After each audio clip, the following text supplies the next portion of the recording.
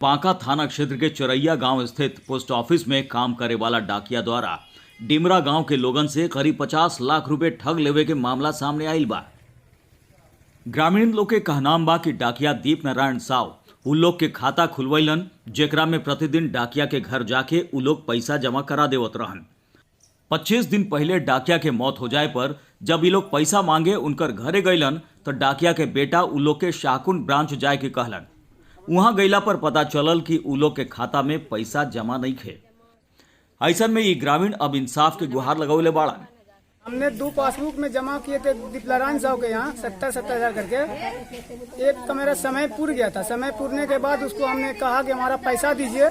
वो पैसा देने के बाद क्या कहता कि ठीक है हम देंगे, 2 दिन 4 दिन 10 दिन रुके। उसके बाद उसका हम पीछा करते रहे। पीछा करने के बाद महीना 2 महीना टालते टालते दीपू साहब वो डेट कर गए।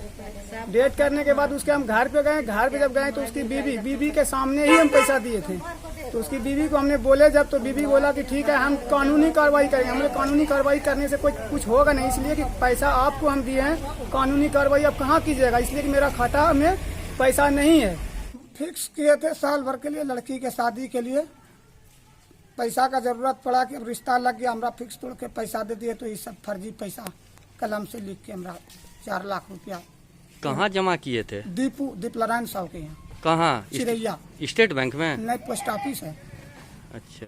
ये लोग में कोई लड़की के शादी करे खातिर पैसा जमा कर ले रहे तो केकरो के पढ़ाई और दवाई खातिर पैसा की जरूरत रहे।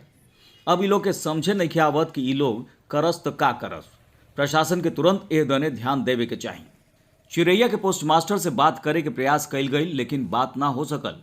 खबरिया भोजपुरी के ये अपील बा कि पैसा जमा करे पर उ बैंक या पोस्ट ऑफिस में समय समय पर अपन पासबुक जरूर चेक करावल करी और पैसा सीधे एजेंट या डाकिया के देवे से बचे के चाहिए।